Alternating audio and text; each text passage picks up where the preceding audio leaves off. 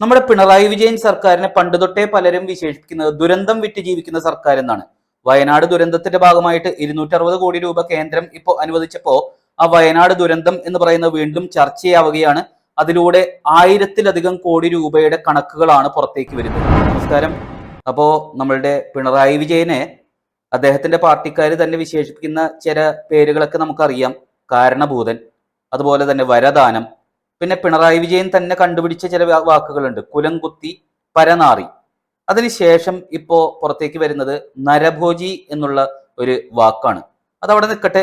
നമുക്ക് പ്രധാനമായിട്ട് ചർച്ച ചെയ്യേണ്ടത് വയനാട് ദുരന്തത്തെക്കുറിച്ചാണ്. കാരണം അതിന്റെ കണക്കുകളാണ് ഇപ്പോൾ പുറത്തേക്ക് വരുന്നത്. അപ്പോ ഈ വയനാട്ടിലെ ദുരന്തബാധിതർ എന്ന് പറയുന്നത് ഏകദേശം 1000-ലധികം വീടുകൾ, അതായത് അറൌണ്ട് 1000 വീടുകൾ എന്ന് പറയുന്ന രീതിയിൽ നമുക്ക് കണക്ക് കൂട്ടിക്കഴിഞ്ഞാല് നിർമ്മിച്ച് നൽകേണ്ട വീടുകൾ എന്ന് പറയുന്ന 1000 വീടുകളാണ്. മാത്രമല്ല സ്കൂള് നഷ്ടപ്പെട്ടിട്ടുണ്ട്, പിന്നെ അവിടെ ആരോഗ്യ കേന്ദ്രങ്ങൾ വേണം, ബിസിനസ് നഷ്ടപ്പെട്ടവരുണ്ടാവും.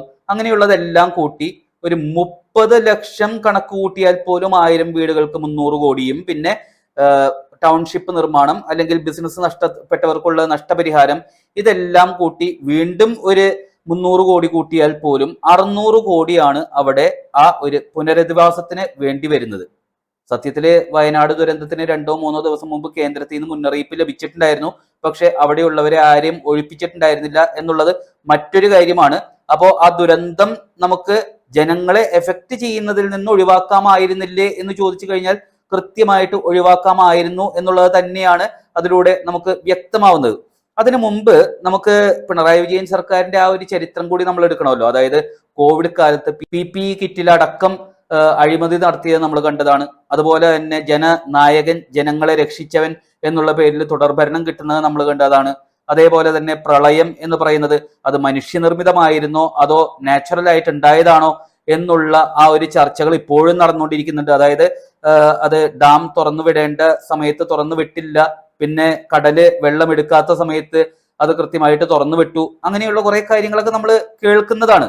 അതേപോലെ തന്നെ വയനാടിന്റെ കേസിൽ ഈ ദുരന്തം നടന്നു കഴിഞ്ഞപ്പോൾ തന്നെ കേന്ദ്രത്തിലോട്ട് നമ്മൾ കണക്ക് കൊടുത്തതൊക്കെ കണ്ടിട്ടുണ്ടായിരുന്നു. 2600 കോടി രൂപ കേന്ദ്രത്തിൽ നിന്ന് വേണം എന്നുള്ളതായിരുന്നു ആവശ്യം. അതായത് 2600 കോടി എന്തിനാണ് എന്ന് ചോദിച്ചു കഴിഞ്ഞാല് മൃതദേഹങ്ങൾ മറവ് ചെയ്യുന്നതിന് വേണ്ടി 75,000 രൂപ കണക്ക് എഴുതിയ സർക്കാരാണ് നമ്മളുടെ കേരള സർക്കാർ എന്ന് പറയുന്നത്.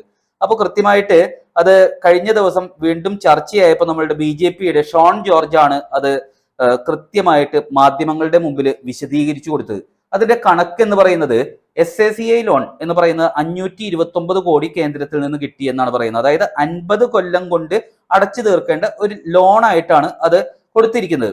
അതായത് ഈ 50 കൊല്ലം കൊണ്ട് അടച്ചു തീർക്കുക എന്ന് പറഞ്ഞു കഴിഞ്ഞാല് ഒരു സംസ്ഥാനം ഭരിക്കുന്ന സർക്കാർ വർഷത്തില് വെറും 5 ചില്ലാനം കോടി രൂപ മാത്രം തിരിച്ചടച്ചാൽ മതി. പിന്നെ SDRF സെൻട്രൽ ഷെയർ എന്ന് പറയുന്നത് 153 കോടി രൂപ കേന്ദ്രത്തിൽ നിന്ന് കിട്ടിയിട്ടുണ്ട്. പിന്നെ നമ്മളുടെ കോടതി ഇടപെടലിന്റെ അടിസ്ഥാനത്തിൽ ഒരു 120 കോടി രൂപ കേന്ദ്രത്തിൽ നിന്ന് കിട്ടിയിട്ടുണ്ട്.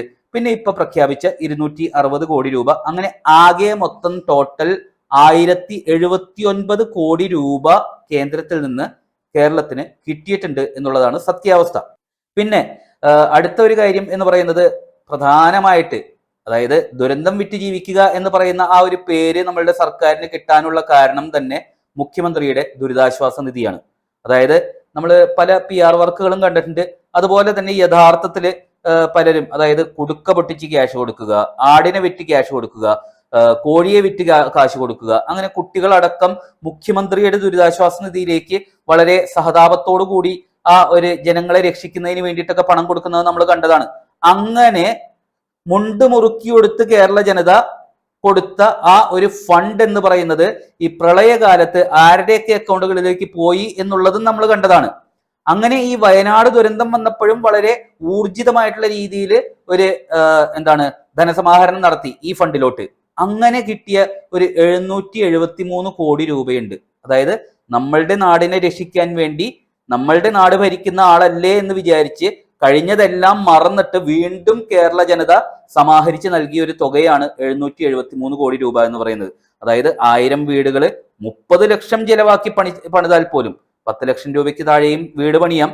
പക്ഷെ ഒരു വീടിന് 30 ലക്ഷം കണക്ക് കൂട്ടിയാൽ പോലും 300 കോടിയും സ്കൂളും ആരോഗ്യ കേന്ദ്രങ്ങളും ടൗൺഷിപ്പും എല്ലാം കൂട്ടിയിട്ട് 600-700 കോടി രൂപ ആവശ്യം വേണ്ട സ്ഥലത്ത് അത് കേരളത്തിലെ ജനങ്ങൾ തന്നെ മുഖ്യമന്ത്രിയുടെ ദുരിതാശ്വാസ നിധിയിലേക്ക് ഇട്ടുകൊടുത്തു. 773 കോടി രൂപ. എന്നിട്ടാണ് കേന്ദ്രത്തിൽ നിന്ന് ചോദിക്കുന്നത്. കേന്ദ്രം നൽകേണ്ടത് തന്നെയാണ്, അതെല്ലാം സമ്മതിക്കുന്നുണ്ട്. പക്ഷേ ഈ ഒരു കാര്യം 1079 കോടി രൂപ എന്ന് പറയുന്നത് മറച്ചു വെച്ചുകൊണ്ട് 260 കോടിയെ കിട്ടിയിട്ടുള്ളൂ എന്ന് മാധ്യമങ്ങളടക്കം PR വർക്ക് പിണറായിക്ക് വേണ്ടി ചെയ്തുകൊണ്ടിരിക്കുന്നു എന്നുള്ളത് നമ്മൾ സത്യാവസ്ഥ മനസ്സിലാക്കണം. അപ്പോ ഈ ഒരു കോണ്ടെക്സ്റ്റ്, അതായത് ഈ ഷോൺ ജോർജ് എന്ന് പറയുന്നത് ഇങ്ങനെയുള്ള കാര്യങ്ങളും ആ ഒരു പരാമർശവും നടത്തിയതിന്റെ കോണ്ടെക്സ്റ്റ് എന്താണ്, അത് ശരിയാണോ തെറ്റാണോ എന്നുള്ളതൊക്കെ പൊതുജനങ്ങൾ തന്നെ തീരുമാനിക്കേണ്ടതാണ്. ഞാൻ അതിൽ അഭിപ്രായം പറയുന്നില്ല, ഒരു വാർത്ത എന്നുള്ള രീതിയിൽ നിങ്ങളുടെ മുമ്പിൽ അവതരിപ്പിച്ച് എന്നേ ഉള്ളൂ.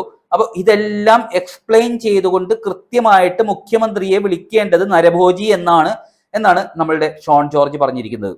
അപ്പോ ഈ ഒരു 1079 കോടി രൂപ എവിടെ പോയി? 773 കോടി രൂപ ജനങ്ങൾ പിരിച്ച് നൽകിയത് അത് എവിടെ പോയി? ഇതിനെല്ലാം പിണറായി വിജയൻ വീണ്ടും ഉത്തരം പറയേണ്ട ഒരു സാഹചര്യത്തിലാണ് എത്തിയിരിക്കുന്നത്. മാത്രമല്ല, ഇത്രയും കാലം കഴിഞ്ഞിട്ടും വീട് പണിത് കൊടുക്കാത്തത് എലക്ഷൻ മുന്നിൽ കണ്ട് എലക്ഷൻ അടുക്കുമ്പോൾ ആ വീടുകൾ വിതരണം ചെയ്യുക എന്നുള്ളതിന്റെ പേരിലാണ് എന്നുള്ള ഒരു ചർച്ചയും നടക്കുന്നുണ്ട്. ഇതിനെല്ലാം സഹിച്ചുകൊണ്ടിരിക്കുന്നത് ആ വയനാട്ടിലെ ജനങ്ങളാണ് എന്നുള്ളത് കൂടി കേരള ജനത മനസ്സിലാക്കണം. കാരണം ഇവർക്ക് ഇത് കച്ചവടമായിരിക്കാം, അല്ലെങ്കിൽ ചൂഷണമായിരിക്കാം, ഖജനാവിലേക്ക് പണം സമാഹരിക്കാനുള്ള ഒരു മാർഗമായിരിക്കാം. പക്ഷെ ഇപ്പോഴും വാടക വീട്ടിൽ കഴിയുകയും ആ വാടക പോലും സർക്കാരിൽ നിന്ന് കിട്ടാത്ത അവസ്ഥയും ആണ് വയനാട്ടിലെ ജനങ്ങൾക്ക് എന്നുള്ളതാണ് സത്യാവസ്ഥ.